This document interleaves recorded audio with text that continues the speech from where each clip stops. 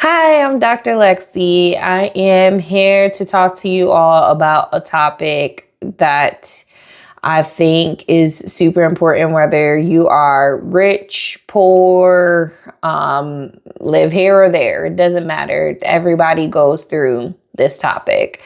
And this topic is grief. So, when we initially think about grief, we think about grief in the sense of we have a person, a loved one who passes.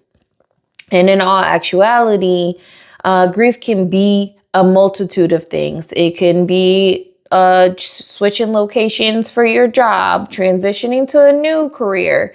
It can be losing a relationship. It can be ending a friendship. There is a multitude of reasons why a person can grieve. And I think no matter where you are financially or where you are in the world, you cannot really escape grief. It occurs. It happens. We even grieve transitions in life from our 20s to our 30s, from our 30s to our 40s. There's grief that happens. In this particular case, I want to highlight something that is happening for me with experiencing grief. And as a therapist, I think it's important for us to be open and vulnerable at times about the things that we go through. Because grief doesn't skip over us just because we're therapists. It's not like we don't experience grief. We do. But how do we process it? Right? Is the question. And so when I asked myself that question this time around, because I have lost a loved one, my answer to myself was I was going to try to do it different this time. So I received the call. And once I received the call, I said, okay, what do you do from here? Normally, I am a person that goes right back into work. It's like, oh, got the call? All right. Got it. Let me know when the funeral is. Back to work. Back to work. I am a person who likes to drown themselves in activities and things. Type A personality all the way. I am just doing things. Okay. I'm not feeling, I'm just doing.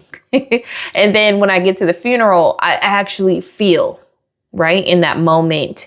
But then I feel for even long periods of time afterwards. And I think the reason for that is because I don't allow myself to grieve after receiving that phone call. I don't allow it. I just do what I need to get done because I'm an adult and I have responsibilities, right? I have things to do. So I didn't allow myself to do that. But this time around, I'm allowing myself. I'm saying, yeah, okay, you're an adult. You have responsibilities. You got to go to work. However, outside of that, if you don't have it in you to do certain things, if you don't have it in you to cook tonight, you're not doing it. You're going to lay down. You're going to clear your mind. You're going to journal. You're going to read. You're going to do all the things that make you feel good. And then also, if you need to have a moment to cry, to think about all the good memories, to think about the conversations, do that. I'm allotting myself that time this time around.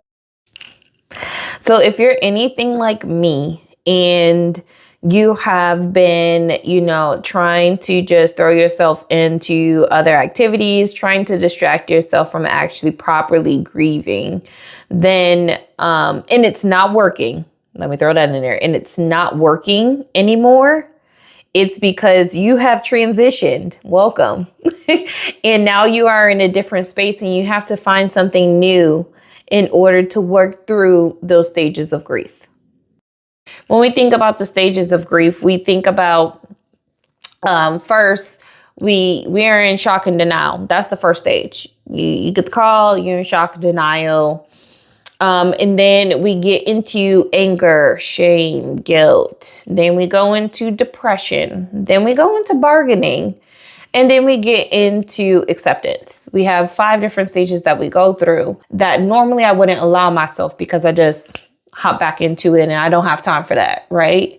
So right now I'm giving myself that time, and I want for you to really sit and think about, what do you do for yourself, and does it work? As a therapist, I think it's important to let people know that you are, even as a therapist, constantly working on yourself as a human being. There's always space to grow. There's always different things that are going to happen in life that changes the way that you process and see things.